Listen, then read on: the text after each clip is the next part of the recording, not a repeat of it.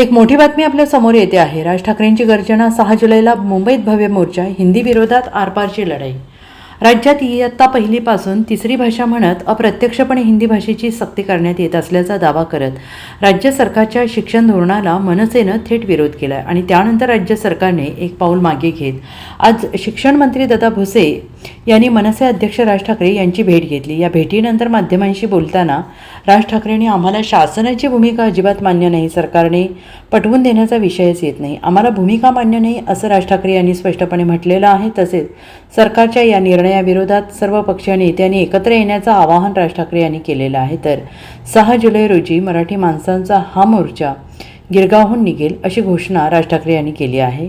महाराष्ट्र राज्याचे शिक्षण मंत्री आता येऊन गेले आणि त्यांची भूमिका त्यांनी स्पष्ट केली। मी पूर्णपणे भूमिका फेटाळून लावली असून आम्हाला हे मान्य नसल्याचं सांगितलं आहे। खरं तर 5वी नंतर पर्यायी भाषेचा मुद्दा आहे। त्यांना हेही सांगितलंय की NEP मध्ये असं काही नाही, हे राज्यांवर टाकलेलं आहे, मग ते का करत नाहीत असा सवाल राज यांनी उपस्थित केलाय। तर CBSE या शाळा आल्या त्या IAS अधिकाऱ्यांसाठी काढलेल्या आहेत, त्या शाळेचं वर्चस्व करण्यात सुरू आहे आणि महाराष्ट्र हे का करत आहे, बाकी राज्य काही अशी भूमिका घेत नाही, आमचा या संपूर्ण प्रकरणाला विरोध आहे असं राज ठाकरे यांनी म्हटलेलं आहे।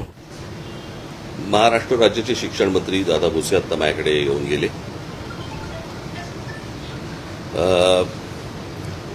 त्यांची भूमिका त्यांनी सांगण्याचा प्रयत्न केला। जी संपूर्ण भूमिका मी पूर्णपणे फेटाळून लावली आणि आम्हाला ते मान्य नाही म्हणून सांगितलं।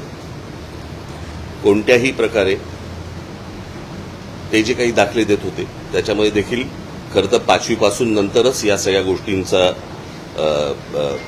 तिसऱ्या भाषेचा किंवा ऑप्शनल भाषांचा विषय येतो।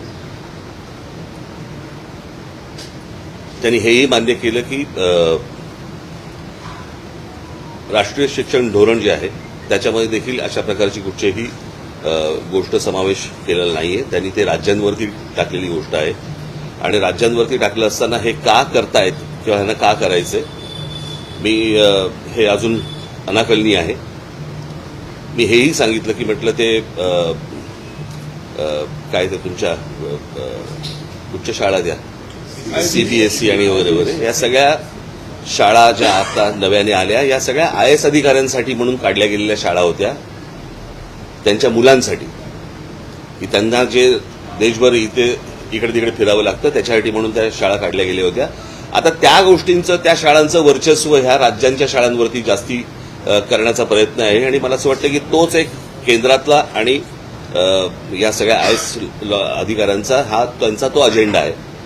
मी म्हटलं महाराष्ट्र हे का कशासाठी करायचा प्रयत्न करतोय जे बाकीची कुठचीही राज्य करायचा प्रयत्न देखील करत नाहीयेत। काही गोष्टींची उत्तर त्यांच्याकडे नव्हती आणि ते तेच गोष्टी बोलत होते, परंतु आम्ही त्या दिवशी मला असं वाटतं मी पत्रकार परिषदेमध्ये माझा संपूर्ण भूमिका मांडली। माझी तीच भूमिका आहे, या संपूर्ण गोष्टीला आमचा पूर्णपणे विरोध असेल, आहे, राहणार।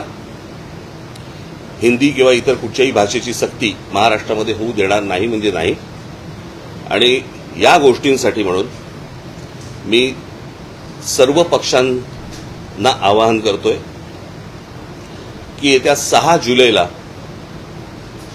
गिरगाव चौपाटीवरून मोर्चा काढायचा निर्णय आम्ही घेतलेला आहे।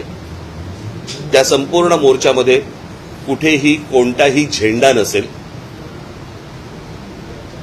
तो संपूर्ण मोर्चा हा मराठी माणसाचा असेल, त्या मोर्चाचं नेतृत्व मराठी माणूस करेल।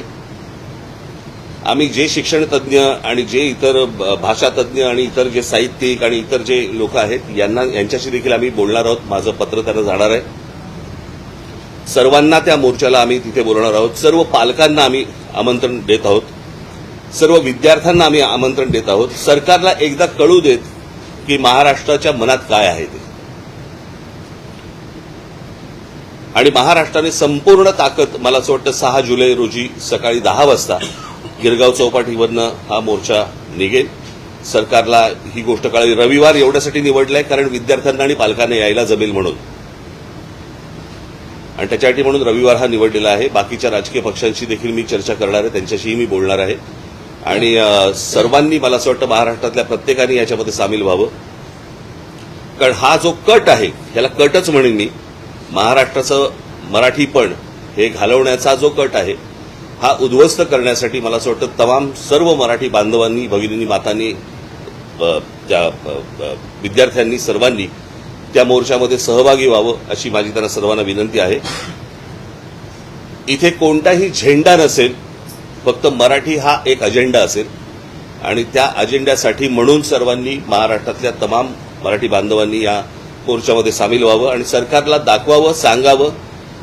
आज मोठे साहित्यिक आपले एलकुंचवार यांनी देखील विरोध दर्शवला.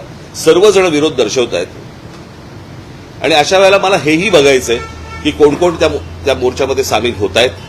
इतर राजकीय पक्षांच्या व्यतिरिक्त इतर कोण कोण सामील होत आहेत आणि कोण येणार नाहीत हेही मला बघायचंय. म्हणजे नुसते तोंड देखले बाकीचे नुसते बोलत असतात. मला असं वाटतं ही अत्यंत महत्वाची लढाई आहे. महाराष्ट्राच्या दृष्टिकोनातनं, मराठी माणसाच्या दृष्टिकोनातनं ही खूप महत्वाची लढाई आहे आणि या लढाईमध्ये संपूर्ण महाराष्ट्राने उतरावं असं मी महाराष्ट्राला आवाहन करीन. 6 तारखेला सकाळी 10 वाजता गिरगाव चौपाटीवरून हा मोर्चा निघेल. बाकीच्या सगळ्या राजकीय पक्षांशी माझी चर्चा होईल. Bureau report, SBN Marathi, Mumbai.